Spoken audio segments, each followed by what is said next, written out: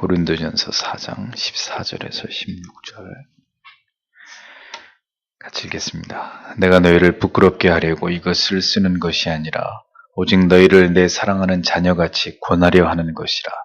그리스도 안에서 1만 스승이 있으되 아비는 많지 아니하니 그리스도 예수 안에서 복음으로써 내가 너희를 낳았음이라. 그러므로 내가 너희에게 권하노니 너희는 나를 본받는 자 되라. 아멘. 기도하겠습니다.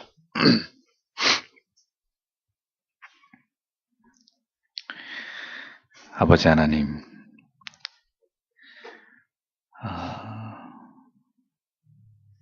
추위가 몰려와서 심히 움츠려드는 이 금요일 밤에도 하나님 앞에 나아가 기도하지 않을 수 없는 우리 개인의 문제와 가정의 문제와 그리고 국가의 문제를 놓고 기도하기 위하여 하나님의 백성들이 이곳에 모여왔습니다. 동과 서가 그리고 남과 북이 이렇듯 나뉘어져 있고 갈라져 있어서 이념적으로도 하나가 되지 못하고 또 여러 가지 사상적으로도 하나가 되지 못하여 여기까지 이르는 동안 이루 말할 수 없는 많은 어려움들을 이 나라와 이 민족이 겪어왔던 것을 하나님께서도 아시는 줄 믿습니다. 하나님의 뜻이 어디 있어서 이 나라에게 이러한 혼란과 고통을 더하고 계시는지 우리가 아버지의 뜻을 알 수 없으니 오늘도 하나님 앞에 엎드려 부디 이 나라와 이 민족을 불쌍히 여겨 주시기만을 기도할 따름입니다. 그리고 세상 사람들처럼 잘못을 정치인들에게로 돌리는 것이 아니라 믿음의 사람들은 세상이 이 지경에 이르도록 교회가 그 책무와 사명을 다하지 못하는 것을 돌아보며 하나님 앞에 철저하게 회개하고 자복하며 다시 교회가 바로 서는 것으로 이 사회가 혼란을 종식하고 다시 평화를 얻기를 앙모하는 그런 마음으로 우리가 하나님 앞에 기도하기를 원하오니 부디 아버지 하나님, 이 무너져가고 있는 한국 교회를 하나님의 말씀으로 다시 회생시켜 주시고 강단마다 참된 진리의 말씀이 선포되며 지금은 모두가 잿더미 위에서 옷을 찢고 먼지를 뒤집어 쓰고 하나님 앞에 회개해야 될 때라는 것을 공포함으로 결국 교회가 회개하는 길만이 이 세상을 살리는 길이라는 것을 깨달아 우리 모든 기독교인들이 하나님 앞에 회개하며 각성하며 기도하는 그런 시간이 되도록 부디 하나님 교회들을 움직이시고 그리고 참된 말씀의 종들과 하나님을 경외하는 성도님들의 마음을 움직여서 더 큰 재앙이 이 나라에 임하기 전에 부디 깨어 기도하는 자들이 일어나도록 하나님 도와주시옵소서. 이 나라의 미래가 오직 아버지의 손에 달려 있습니다. 무능한 대통령을 끌어내린다 하여 세상이 뒤바뀌는 것도 아니고 유능한 새로운 지도자를 뽑는다 하여서 없던 희망이 생겨나는 것도 아니라는 것을 부디 하나님 우리가 모두 깨닫게 하시고 그것에 공감하게 하셔서 오직 하나님을 향하여 하나님 기도하기를 쉬지 않으며 하나님의 주권 앞에 복종하며 부디 하나님께서 우리에게 긍휼과 자비를 베풀어 주시기만을 간구하는 저희들이 되도록 하나님 도와주옵소서. 모든 분열과 갈등을 종식시켜 주시고 부디 먼저 믿음의 사람들부터 하나가 되고 진리 안에서 한 마음이 되어 하나님이 기뻐하시는 연합을 이루게 하시고 그 모든 아름다운 연합이 성도님들의 가정과 그리고 교회와 모든 곳에까지 번져나가게 하심으로 하나님의 뜻이 이루어지는 그러한 시대가 다시 임하도록 하나님 도와주시기를 기도합니다. 이 밤에도 고린도전서의 말씀을 통하여 하나님의 말씀을 우리가 생각하고 또 여러 가지 기도의 제목을 가지고 이 밤에도 하나님 앞에 간절히 기도하기를 원합니다. 기도의 촛불이 꺼지지 않는 한 어두움은 닥치지 않을 것이라 믿습니다. 부디 하나님, 우리가 있는 그곳에서 기도의 등불을 켜고 하나님 앞에 계속해서 기도하는 하나님의 사람들 다 되도록 도와주시고 이 밤에도 그렇게 주님께 간절히 기도하고 돌아가는 귀한 시간이 되게 하여 주시옵소서. 말씀으로 귀한 은혜와 깨달음을 주시기를 원하오며 예수님 이름으로 기도드립니다. 아멘. 나를 본받는 자 되라. 이런 제목으로 고린도전서 강의를 이어가겠습니다. 복음의 정신을 떠나서 특정한 사도를 지지하고 파당을 만들어서 오만함에 빠져 있었던 고린도 교회 성도들에게 사도라는 직분을 받은 자들이 복음을 위해서 어떠한 삶의 희생과 고통을 감당해야 되는지에 관해서 바울 사도는 여과 없이 자신이 당한 모든 일들을 바탕으로 그 수고롭고 험난한 사명의 길에 대해서 설명을 했습니다. 사도를 통해서 이런 말씀을 듣게 된 무지했던 고린도 교회 성도들의 마음이 어떠했을까요? 그들은 자기들이 가졌던 생각과 마음에 대해서 심히 부끄러움을 느꼈을 것입니다. 예수님께서도 자신을 추종하는 많은 무리들에게 여우도 굴이 있고 공중에 새도 둥지가 있지만 인자는 머리 둘 곳조차 없다고 말씀하시면서 주를 쫓는 자들이 무엇을 각오해야 되는지에 대해서 말씀하신 바 있었습니다. 사도는 고린도 교회 성도들에게 그들의 이렇게 높아진 마음을 이와 같은 권면을 통해서 그들의 마음을 지극히 낮추면서 그들을 올바른 믿음으로 돌이키게 하고 있었던 것을 고린도전서는 우리에게 보여줍니다. 그러나 이렇게 성도들을 훈계하는 바울의 마음은 성도들의 영혼을 향한 사랑으로 그리고 연민으로 가득 차 있었다는 것을 느낄 수 있는 그 부분이 바로 오늘의 기록된 본문 속에서 잘 드러나고 있는 것을 확인할 수 있습니다. 14절을 보면 내가 이런 말을 쓰고 있는 것은 여러분을 부끄럽게 하려는 것이 아니라 오직 여러분을 내 사랑하는 자녀처럼 훈계하려는 것입니다. 이렇게 기록되어 있습니다. 자, 사도의 표현이 한결 부드러워지고 있는 것을 느낄 수 있죠. 바울 자신이 사도로서 겪은 고난에 대해서 매우 이렇게 강한 어조로 이야기를 하고 난 다음에 그런데 이런 이야기를 지금 그대들에게 하는 것은 고린도 교회들을 부끄럽게 하려고 하는 의도에서 비롯된 것이 아니라고 서둘러 설명을 합니다. 오직 그들을 지극히 사랑하는 자녀처럼 대해서 그 부분을 책망하고 훈계하기 위함이라고 그 모든 훈계의 바탕에는 고린도 교회 성도를 향한 지극한 사랑이 있다는 것을 사도는 강조하고 있는 것을 보여줍니다. 보십시오. 책망의 목적이 무엇입니까? 수치와 모멸감을 주기 위함인가요? 가라앉지 않는 분노와 마음 깊이 씻을 수 없는 상처를 주기 위함입니까? 세상에 있는 조직이나 단체에서는 악한 상급자들, 상관들에 의해서 그런 폭력적인 말들과 그런 어떤 악한 일들이 일어날 수 있을 것입니다. 사람을 멸시하고 무시하고 악한 말로 자존심을 짓밟고 모욕을 주면서 그렇게 사람의 마음을 깔아뭉개는 이런 일들이 일어날 수 있을 것입니다. 막 거침없이 막 질타하고 막 욕을 하고 그런 일이 있을 수 있겠죠. 그런 일을 당하면 사람의 마음이 어떻게 됩니까? 만신창이가 되죠. 정도가 심각하면 정신적인 그 스트레스 때문에 우울증까지 생겨나게 되는 이런 일들이 일어나지 않습니까? 그건 사람을 죽이는 책망입니다. 더 철저하게 마음을 닫아버리고 결코 올바른 변화와 발전을 이끌어내기 어려운 결과를 가져올 뿐입니다.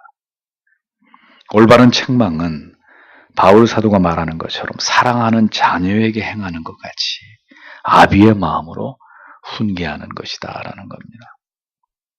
아버지의 마음으로 훈계를 할 때는 따갑고 무겁게 결코 가볍게 듣지 않도록 그렇게 분명하게 훈계를 하고, 그리고 그 훈계를 다 듣고 눈물을 흘리면서 잘못을 뉘우치는 자녀를 향해서는 어떻게 합니까? 눈물을 닦아주면서 다시 새로운 마음으로 변화된 삶을 살아갈 수 있도록 격려하죠. 그것이 아비의 마음에서 비롯된 훈계입니다. 자녀에게 그런 잘못이 있음에도 불구하고 아버지로서 변함없이 자식을 사랑하고 있다는 것을 표현해주는 그런 책망이 바로 아버지가 자식에게 행하는 올바른 권면의 모습이라는 거예요. 과거에 우리 부모님들이 무지했기 때문에, 교양도 없기 때문에 자식들에게 폭언을 일삼고 나가 죽으라는 둥, 호적에서 이름을 파가라는 둥, 이런 폭언들로 자녀들의 가슴에 대못을 박는 그런 일들이 많이 있었죠. 그러나 그것은 그 부모님들이 무지하고 배운 것이 없어서 그랬기 때문입니다. 믿음의 부모들은, 하나님의 사랑을 경험한 하나님의 사람들은 그런 식으로 훈계를 하는 것은 결단코 하나님이 기뻐하시는 바가 아닙니다. 그건 영혼을 죽이는 훈계예요. 바울이 보여주는 이러한 책망과 사랑이 바로 하나님께서 우리에게 보여주시는 하나님의 마음이라는 것을 우리는 깨닫게 됩니다.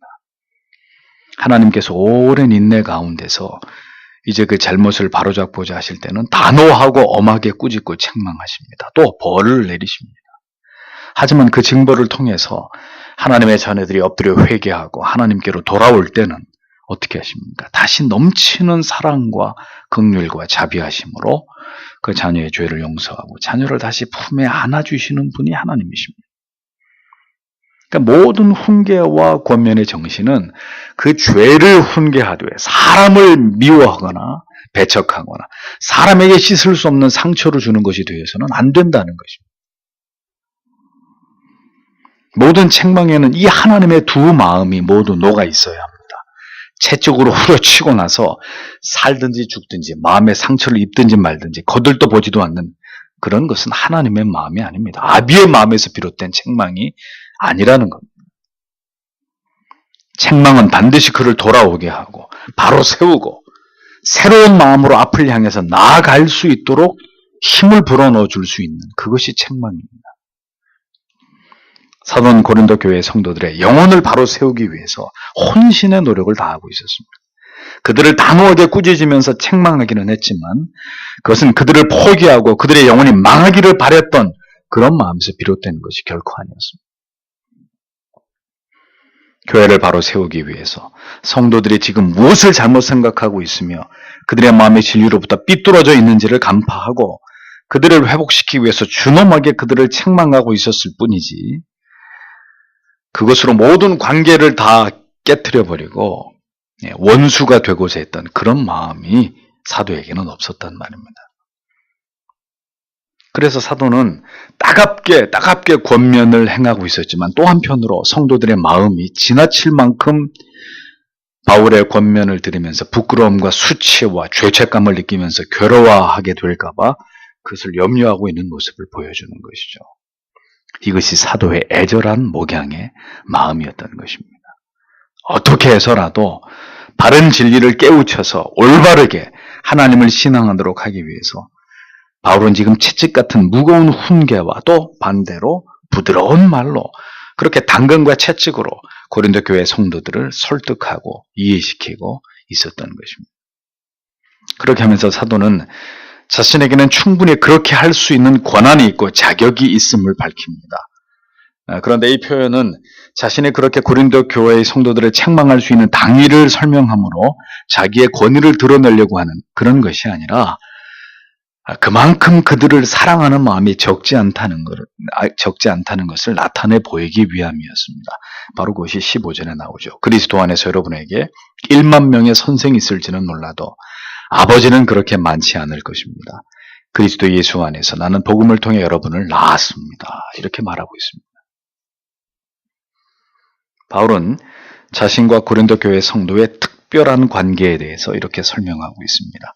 여기서 말하는 선생이라는 단어, 한글에선 선생이라고 번역이 됐지만 헬라어에서 이 단어는 아버지, 부모의 지시에 따라서 자녀를 학교에 데리고 다니면서 여러 가지를 이렇게 지도하고 가르치는 일종의 종이에요. 종인데 이렇게 허드렛 일을 하는 종이 아니라 주인의 자녀의 양육, 보육을 책임지고 있는 그런 종을 가리킵니다.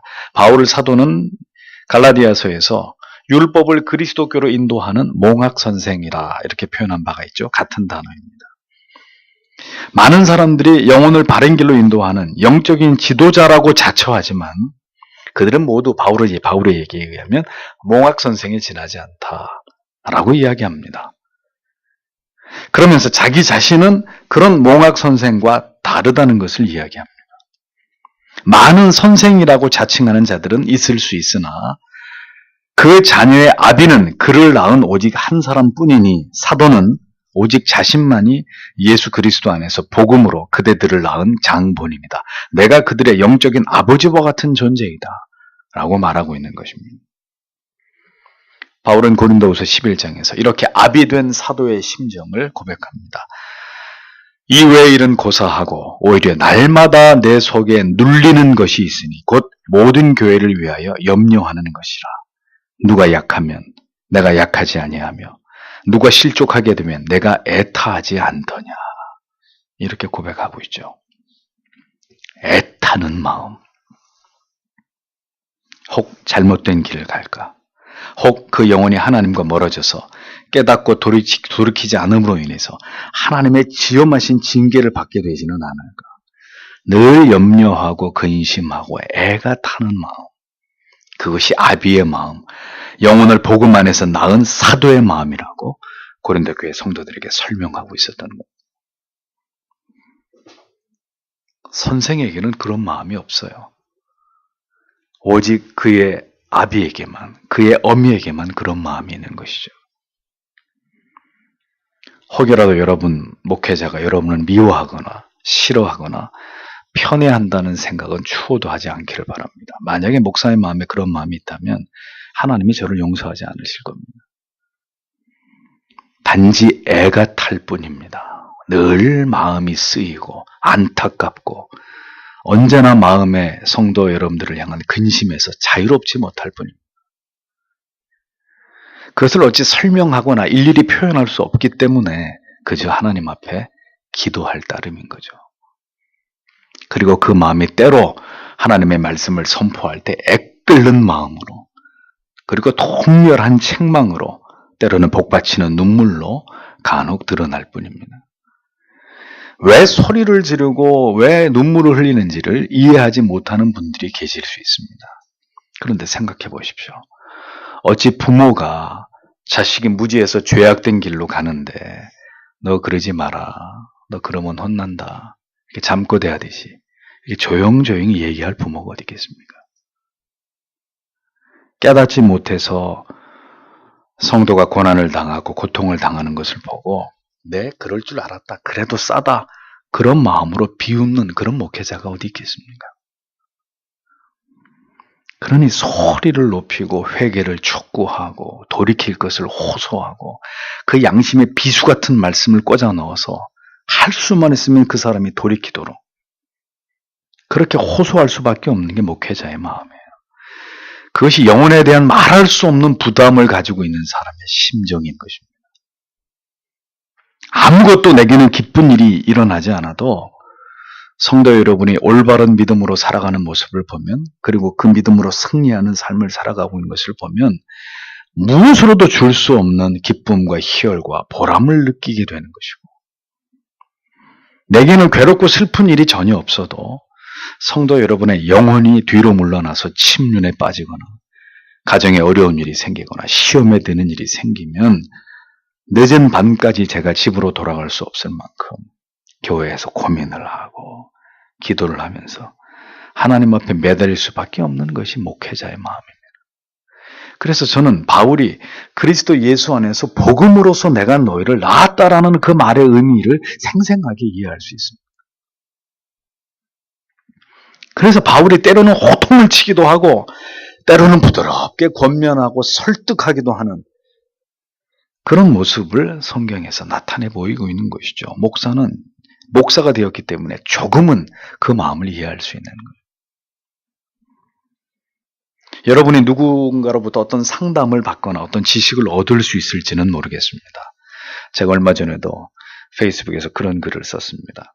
좋은 책이라고 해서 막 사람들이 선동을 하고 이 책이 좋다고 얘기를 하니 무분별하게 그런 선동에 의해서 책을 구입하지 말고 담임 목사님에게 물어보고 그 책이 나의 신앙의 수준에 맞고 내가 꼭 읽어야 될 내용인지를 검증하고 난 다음에 그 책을 구입하는 게 바람직하다라는 요지의 글을 썼습니다.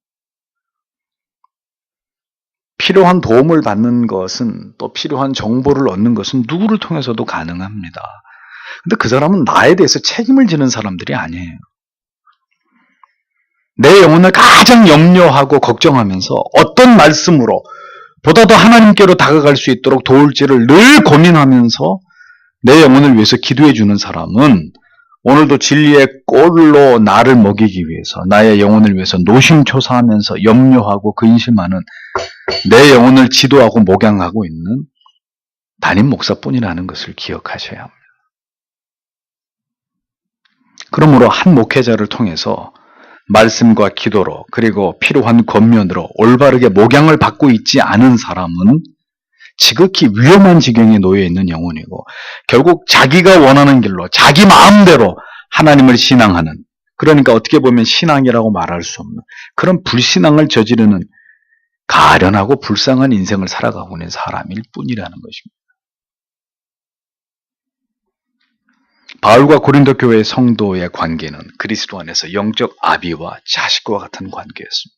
떨어질래야 떨어질 수 없는, 하나님께서 그렇게 이 땅에서 영적인 아버지와 자녀의 관계로 맺어주신 사이가 어떤 사이라고요? 목사와 성도의 사이인 거예요. 바울이 얘기하고 있는 것처럼.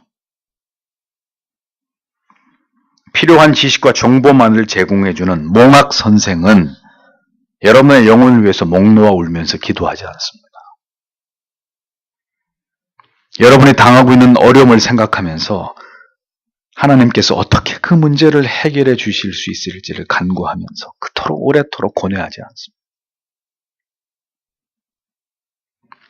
해산의 수고를 감당하면서 영혼을 낳은 자만이 그 영혼을 위해서 모든 것을 아끼지 않는 것이고 그 영혼이 올바로 자라가도록 모든 수고와 희생을 아끼지 않는 것입니다. 언제나 성도의 영혼을 염려하면서 그들이 하나님 앞에서 믿음의 바른 길을 가기를 바라는 사도는 급기야 이런 말로 그들을 권면하고 있는 것을 볼 수 있습니다. 16절에 그러므로 나는 여러분에게 권합니다. 여러분은 나를 본받는 사람들이 되십시오 라고 기록하고 있습니다. 바울 사도는 빌립보서와 데살로니가에서도 유사한 표현을 사용한 적이 있습니다. 그런데 이 말은 자칫 특정한 사도를 추정하면서 당과 파를 형성하고 있었던 고린도 교회의 그 상황에서 충분히 오해가 될 수 있는 그런 말이었겠죠. 바울파, 아볼로파, 게바파 이런 파가 있었는데 바울이 다짜고짜 한다는 말이 나를 본받아라. 이 말이 잘못 오해가 되면 너희는 나를 추종해라. 나만 쫓아라. 이런 말로 들릴 수 있었기 때문입니다. 그런데 사도는 아랑곳하지 않고 뭐 그 말이 오해가 되든지 말든지 신경 쓰지 않고 당당하게 이렇게 말하고 있습니다. 왜냐하면 바울이 이렇게 말했을 때는 그 표현은 절대로 자기를 드러내려고 하는 자기만을 추종하라는 그런 인간적인 오만한 표현이 아니었기 때문입니다. 그런 마음이 그의 속에 있었던 것이 아니었기 때문입니다. 사도는 어린아들이 장성하기까지는 아버지를 보고 아버지가 어떻게 하는 것을 보고 그렇게 아버지를 보고 모든 것을 배우고 따라하게 되듯이 그렇게 복음에 대해서 누구보다도 정통한 자신을 통해서 이 미숙한 고린도 교회 성도들이 깊이 복음을 이해하고 십자가를 경험하면서 다시는 그와 같은 신앙의 오류에 빠지지 않도록 철저하게 바울 사도인 나에게서 내가 발견한 그 십자가의 복음을 그들이 나를 통해서 발견하고 그것을 전수받고 그것을 따라가기 위해서 노력하라는 그런 의미로 나를 본받으라 하고 그렇게 말하고 있었던 것입니다. 사도를 통해서 그 복음을 추종하는 신앙의 정신을 올바로 배우지 않았기 때문에 고린도 교회 성도들이 어떻게 되는 거예요? 그 무지 속에서 이러한 혼란의 지경에 이르게 되었으니 이제라도 사도는 자신의 그리스도를 본받고자 하는 그 모든 신앙의 내용과 열정을 이제 복음 안에서 낳은 자식과도 같은 고린도 교회 성도들이 고스란히 그것을 배우고 그것을 통해서 그리스도의 십자가를 온전하게 체험하기를 간절히 바라고 있었던 그런 그의 마음이 이렇게 드러나고 있었던 거죠. 네 발 달린 짐승은 뒤에서 몰아가는 것이고 두 발 달린 가진 인간은 앞에서 이끌어가야 된다는 말이 있습니다. 사람은 앞에서 누군가가 본을 보여주면서 이렇게 따라가십시오. 이 길로 가십시오. 이렇게 쫓아오십시오. 라고 해야 움직이는 그런 존재라는 거죠. 네 발 달린 짐승을 앞에서 끌려고 하면 두 발 달린 사람이 네 발 달린 짐승을 끌고 갈 수 있겠습니까? 그러니 지혜롭게 뒤에서 회초리를 가지고 엉덩이를 치면서 몰아가는 거죠. 짐승은 몰아가는 것이고 사람은 앞에서 끌고 가는 것이다라는 말입니다. 사도는 자신이 하나님의 부르심을 받은 예수 그리스도의 사도로 십자가의 고난에 자발적으로 동참하는 삶을 그가 살아가고 있었다는 사실을 강조했습니다. 자신이 사도의 길을 걸어가면서 그것 때문에 하나님께 어떤 대우를 받고 있고 이 세상으로부터 자기가 어떤 취급을 당하면서 그 사명을 감당하고 있는지를 설명했습니다.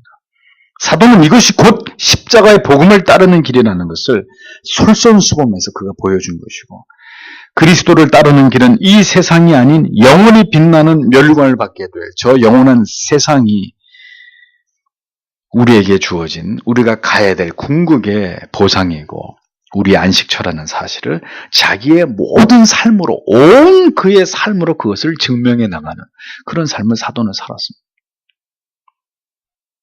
그러면서 사도가 이야기하는 것입니다. 나를 본받으라고. 나처럼 그리스도를 따르고 그리스도를 섬기는 그 삶을 살아가야 할 것이라고. 그는 그런 의도로 이렇게 말하고 있었던 것이죠. 성경을 잘 보십시오. 예수께서는 자신을 뭘로 비유하셨습니까? 목자로. 우리는 양으로 비유하셨습니다. 왜 양으로 비유하셨을까요? 인간은 스스로 길을 찾아가고 스스로 답을 발견하고 스스로 자기의 생존을 연명할 수 있는 그런 존재가 아니라는 거예요. 누구처럼? 양처럼. 반드시 목자가 있어야 되는 존재가 인간이라는 것입니다. 스스로의 힘만으로 배우고 터득하고 성장해 갈 수 있는 존재가 절대로 인간이 아니라는 거죠. 인간은 누군가에 의해서 이끌림을 받고 가르침을 받고 그래서 발전해 나아가도록 그렇게 만들어진 존재라는 것입니다. 그렇잖아요. 어머니 뱃속에서 아이를 딱 낳고 그 아기한테 아무도 신경을 안 쓰면 그 아기가 살 수 있어요? 없어요? 죽어요. 먹이지도 않고 거두지도 않는데 그 아기가 갓난아이가 어떻게 살아요? 인간이 그런 존재라는 겁니다. 그러므로 우리에게는 반드시 우리를 이끌어주고 우리가 성장하도록 도와주고 우리가 본받을 만한 그런 스승의 역할을 해줘야 될 그런 존재가 필요하다는 것입니다. 그런데 문제는 모든 인간은 흠이 있고 결함이 있다는 거죠. 아무리 우리가 존경하는 인물이라 할지라도 마찬가지입니다. 그러하기에 사람이 사람을 추종하고 존경할 궁극의 대상으로 삼는 것은 옳지 않습니다. 다만 어떤 훌륭한 믿음의 사람에게서 그 훌륭한 점을 배우고 본받으려고 노력할 수는 있겠죠. 그러나 우리에게 아무런 흠도 없고 결함도 없는 영원히 본받을 수 있는 유일한 스승, 유일한 대상은 누구뿐입니까? 오직 예수 그리스도뿐입니다. 그러므로 우리는 끊임없이 우리의 삶에서 그리스도를 본받고자 노력해야 되고 또한 그리스도를 본받는 일에 있어서 사람들 중에서 가장 탁월했던 그런 그들의 삶을 본받고자 하는 그것을 위해서 노력하는 삶이 신자에게는 반드시 필요하다는 거예요. 그러한 삶만이 우리로 하여금 이 세상을 살아가는 동안에 방향 없이 무의미하게 그렇게 시간을 허송하면서 살아가지 않게 하는 지혜가 될 것이라는 겁니다. 그래서 신자의 마음에는 누구를 가장 존경하고 깊이 본받고자 하는가에 대한 이런 질문에 대한 즉각적인 답변이 있어야 됩니다. 제가 만약에 여러분에게 아무개 성도님은 누구를 가장 존경하십니까? 라고 물으면 거침없이 어떤 대답이 나와야 되는 거죠.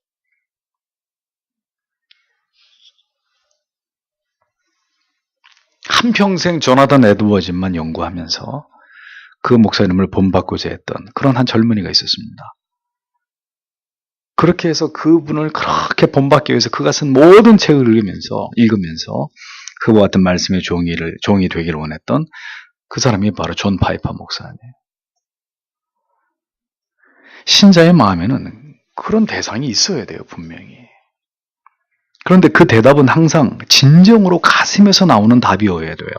그냥 잘 모르는데 하도 뭐 목사님이 조나단 에드워즈, 뭐 존 녹스, 뭐 존 오웬 뭐 이런 얘기 하니까 누구를 본받고 싶냐? 그냥 얼떨결에 조나단 에드워즈 이렇게 대답하는 건 아무 의미 없는 얘기고 아무 의미 없는 것이고, 정말 그에 대해서 깊이 알고 알만큼 알고, 그리고 가슴에 그의 인생을 통해서 내 가슴에 남은 감동이 있는 그런 사람이라야 진정으로 존경하는 인물이죠. 크게 그 사람으로부터 어떤 영향을 받았어야 그 사람이 정말 존경하는 위인이 되는 거죠.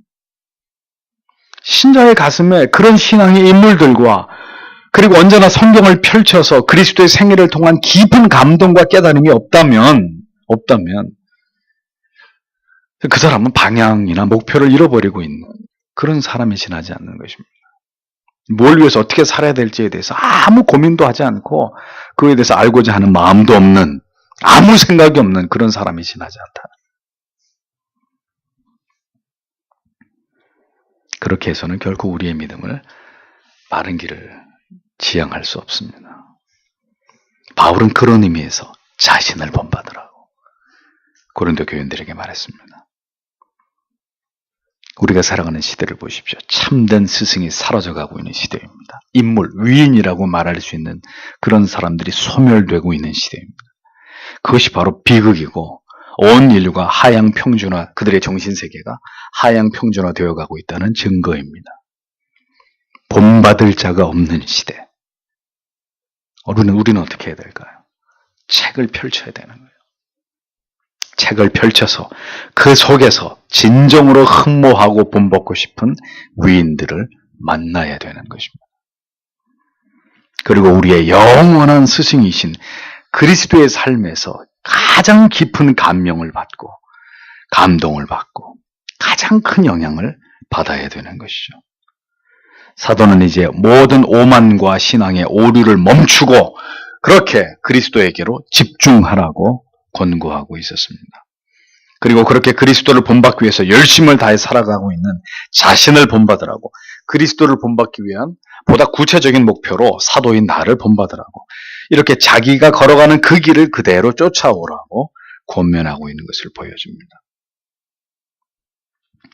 때로는 한없이 참된 스승이 그리울 때가 저에게도 있습니다.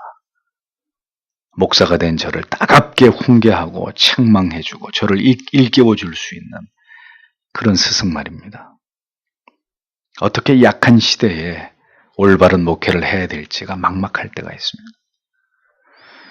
그럼 어떡하겠어요? 그런 위인이 없는데 서재에서 위대한 스승들의 가르침을 펼칩니다. 그리고 그리스도의 가장 위대하신 목회를 통해서 배웁니다. 언제나 그 속에 모든 해답이 있음을 발견하고 그래서 감사하게 되고 안도하게 되죠.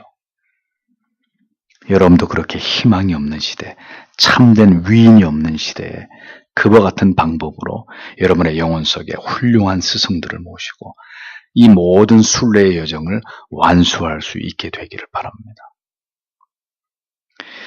오늘은 바울이 이 짤막한 말로 나를 본받으라, 어떠한 맥락 속에서 고린도 교회 성도들에게 이 말씀을 전했는지를 간략하게 생각해 보았습니다. 오늘도 주신 말씀을 생각하면서 하나님 앞에 간절히 기도하는 밤이 되기를 바랍니다. 몇 가지 기도 제목을